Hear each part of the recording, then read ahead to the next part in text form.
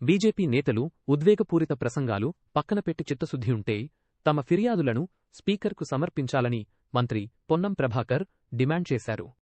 గాడ్సే వారసులు ఎవరో లోకమంతటికీ తెలుసని మతత్వ రాజకీయాలతో దేశాన్ని చీల్చుతున్నది వారేనని మండిపడ్డారు. నెహ్రూ నుంచి పీవీ వరకు కాంగ్రెస్ నిర్మించిన భారతాన్ని నేడు కేంద్రం నిర్వీర్యం చేస్తూ తెలంగాణపై వివక్ష చూపుతోందని ధ్వజమెత్తారు. జాతీయ గీతాన్ని గౌరవించని వారికి నీతులు చెప్పే హక్కు లేదని స్పష్టం చేశారు.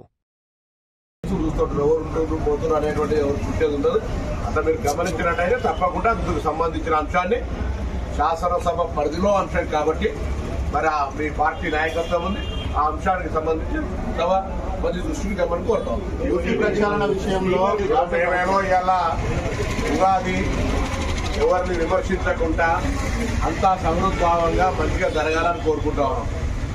మేము ఎవరు గాడ్సేలో ఎవరు గాంధీలో గాడ్సే వారసులే గాంధీ వారసులను గాడ్సే వారసులు అంటే అది వారి విజ్ఞత.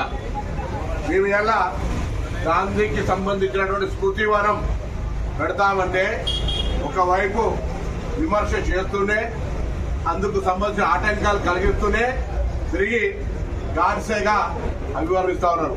వాస్తవంగా ఆంగ్లేయులకు వ్యతిరేకంగా స్వతంత్రం కావాలని 30 సంవత్సరాలు పోరాడినటువంటి గాంధీ తాతను జాతి పితను ఒక దెబ్బ కొట్టడం కానీ ఎక్కడ హింసించేటటువంటి ఆంగ్లేయులకి స్వాతంత్రం వచ్చిన కొద్ది రోజుల్లోనే తుపాకీ పెట్టి కాల్చి చెప్పినటువంటి గాడ్సే వారసులు వాళ్ళు.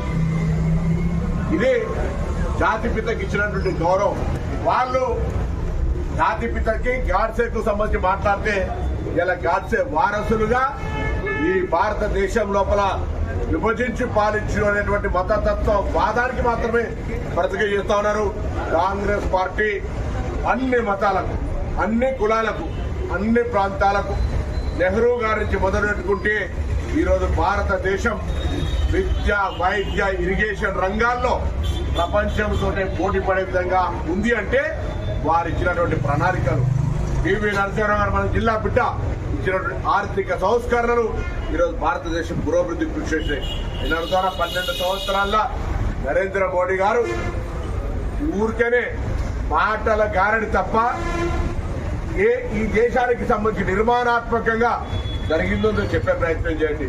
అందులో తెలంగాణ బిడ్డగా, తెలంగాణ ఉద్యమకారుడిగా, తెలంగాణ ప్రజలకు సంబంధించి, తెలంగాణ ప్రయోజనాలకు సంబంధించి, తెలంగాణ నిర్మాణానికి సంబంధించి గత బడ్జెట్లల్లా భారతీయ జనతా పార్టీ ఎందుకు నిర్లక్ష్యం వహించింది, భారతీయ జనతా పార్టీ తెలంగాణ పట్ల ఎందుకు వివక్ష చూపెడతా ఉంది, భారతీయ జనతా పార్టీకి ఎందుకు తెలంగాణ అంటే కోపము, నరేంద్ర మోడీ గారు సాక్షాత్ పార్లమెంటులో తెలంగాణ విభజన అపహాస్యం చేసినటువంటి మాట్లాడిన సందర్భంలో మరి తప్పకుండా ఈరోజు జవాబు చెప్పాల్సిన పరిస్థితి వస్తుందని ముందే వాళ్ళు పట్టగాల్సి మీద వారికి ప్రయత్నం చేస్తున్నారు.